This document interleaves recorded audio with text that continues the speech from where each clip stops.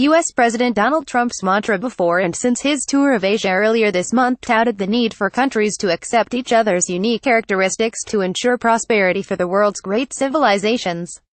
The message of harmony might have offset discord caused by Trump's harsh criticism of multilateral trade and investment deals during the trip. When it comes to civilization, however, the course in Washington appears set for a clash rather than cooperation and mutual respect. Amid a push by lawmakers to apply greater scrutiny to Chinese investments in the U.S., multiple investigations launched by Trump's administration targeting China threatened to destabilize China's close economic and cultural ties, which have underpinned prosperity for the Asia-Pacific region for decades, trade officials and analysts interviewed by the South China Morning Post said. At one time, a Washington consensus had assumed closer economic integration with China would encourage Beijing to open its markets and provide greater opportunities for foreign companies. That agreement has now changed. Many policymakers in the U.S. Capitol today say carrots are useless when it comes to dealing with China. Republicans and Democrats now are wielding sticks. Why Trump is preparing for a trade war with China, but China's former Vice Minister of Foreign Affairs, said U.S. lawmakers should listen to all segments of the American people, not just the Defense Department. We understand there are some strategic concerns about China, but we should not be hijacked by this extreme thinking, he said. Beijing's top U.S. envoy spurns critics of Xi-Trump summit results on North Korea and trade. The former diplomat was referring to a recently declassified U.S. Defense Department study that mobilized lawmakers on both sides of the aisle with its assertion that China's investment activity in the U.S. will directly enable key means of foreign military advantage. Washington has been struggling for a long time about what is the best way to get China to adapt and change, what would work and what would also preserve the system, the global trading system that we have. Scott Kennedy, director of the Project on Chinese Business and Political Economy at the Washington-based think tank Center for Strategic and International Studies, said. Trump is less risk-averse than all of his predecessors, Kennedy said. The logic of the president when negotiating with U.S. companies operating in China is that, yes, maybe you'll lose some sliver of that current piece of cake that you have access to, but if you want to expand the size of the cake then you might potentially have access to China or elsewhere, then you have to be willing to put this current slice at risk. Proposed changes to the way the U.S. government reviews foreign investment gained more urgency owing to the Defense Department study, a 49-page document called China's Technology Transfer Strategy: How Chinese Investments in Emerging Technology Enable a Strategic Competitor to Access the Crown Jewels of U.S. Innovation.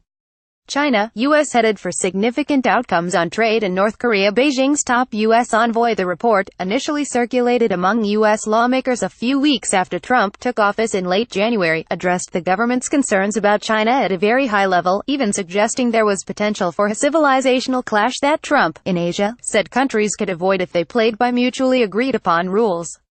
The Foreign Investment Risk Review Modernization Act, co-authored by Senate Majority Whip John Cornyn, a Republican, and Dianne Feinstein, a senior Democrat, has broad support in Congress. If enacted, the legislation would expand foreign investment review procedures overseen by the Committee on Foreign Investment in the United States CFIUS, which is chaired by the Treasury Secretary and seeks input from the Departments of Defense and Homeland Security. Significant changes to the CFIUS review process include giving it authority to review all non-passive investments by foreign entities and suspend pending transactions and impose new conditions, retroactively, on completed transactions.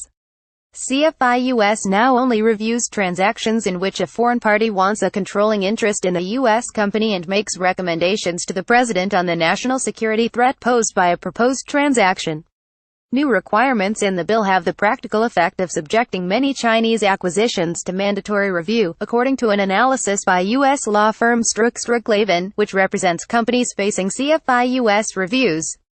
China hits back at discriminatory U.S. trade move ahead of Trump visit. The proposed Cornyn-Feinstein bill would constitute the most significant change in the last 10 years to U.S. review of foreign investment and merits close attention, especially in the current environment where there is an increasing degree of protectionist rhetoric, according to a memo by Wachtell, Lipton, Rosenkatz, another law firm representing foreign companies investing in the U.S. While CFIUS is designed to halt the transfer to U.S. adversaries of advanced use technologies, those that can be adapted for military use, lawmakers are calling for the process to cover transactions that would give Chinese companies control over large pools of personally identifiable data. such that analysts and other observers warn could make government officials and active members of the U.S. military vulnerable to blackmail or offers to engage in espionage. The concern over access to data partly explains the delay in U.S. government approval for Ant Financial's $1.2 billion takeover of U.S. money transfer service MoneyGram. The buyer has been trying to secure the approval since April. Many analysts and policymakers have pointed out that MoneyGram would not be allowed, under China's laws, to acquire Ant Financial, further pushing the effort to crack down on Chinese investments in the U.S. We are not commenting on the CFI-US process, but we are continuing to work with the various regulatory agencies and remain focused on closing the transaction by the end of the year, Ant Financial said in September. The company is a financial affiliate of Alibaba Group, which also owns the South China Morning Post. U.S. slaps new duties on Chinese aluminum imports as Trump gears up for trip to Beijing. Other threats to the U.S.-China economic relationship include an investigation under Section 301 of the U.S. Trade Act of 1974 into Chinese regulations that force U.S. companies operating in China to transfer technology and intellectual property rights to local business partners. The investigation could lead to unilateral U.S. trade remedy actions such as tariffs meant to compensate the U.S. for losses American companies have sustained from Beijing's trade regulations, or a dispute settlement process within the World Trade Organization. The outstanding question is, after the investigation concludes, if there are adverse findings, how our government handles these findings, whether they go forward with consultations to resolve the problem, or go with a dispute settlement in the WTO, or take unilateral actions like sanctions against China, said Anna Ashton, Director of Business Advisory Services at the Washington-based U.S.-China Business Council. If the government were to take unilateral actions, then there will be a risk that we will be out of compliance of our international obligations, she said. Then we will be starting a trade war, perhaps. In addition to CFI-US legislation and the Section 301 investigation, the U.S. Commerce Department since March has been looking into the impact on national security of imports of steel and aluminum, an initiative aimed at imports from China more than any other country.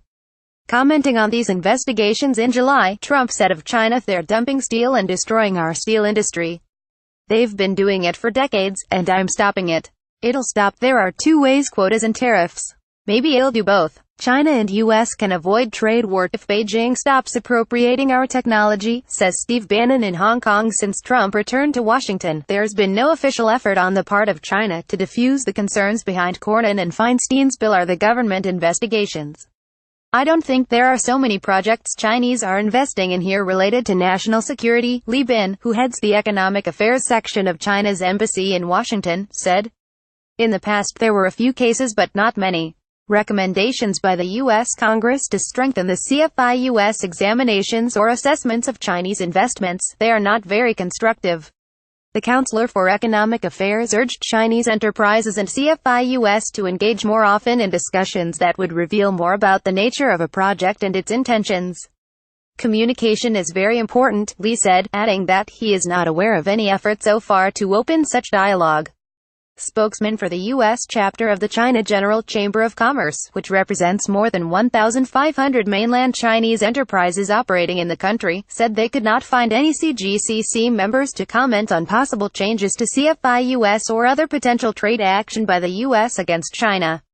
China renews call for help on cybercrime, extradition of fugitive corruption suspects. The Chinese don't want to be seen as directly lobbying on American legislation, CSIS's Scott Kennedy said.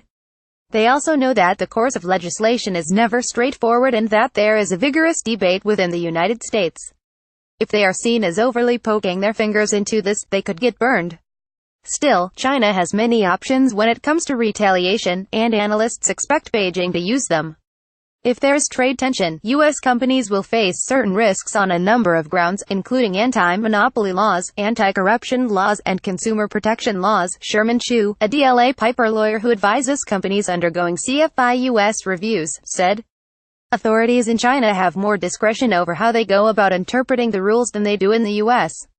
China's leaders have said that many international rules were set by other countries when China was weak and had little input.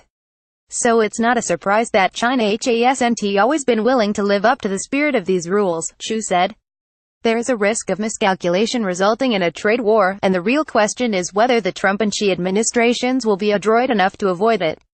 Not all of Washington's China hands agree that it is in the U.S. interests to ratchet up trade action against Beijing. The impression I have is there are still unresolved disagreements within the Trump administration of how to deal with these bilateral trade friction questions. J. Stapleton Roy, U.S. ambassador to China under former presidents George H.W. Bush and Bill Clinton in the early 1990s, said. Roy, who was born in China and raised there during the Second World War and the Communist Revolution, is founding director emeritus of the Kissinger Institute on China in the United States at the Woodrow Wilson International Center for Scholars, a Washington think tank. If we take unilateral actions against China, China will retaliate with unilateral actions against us, Roy said.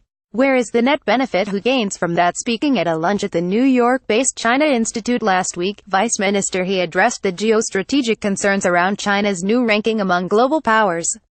China wants to invest much more in the United States, but we've met quite strong political resistance, he said.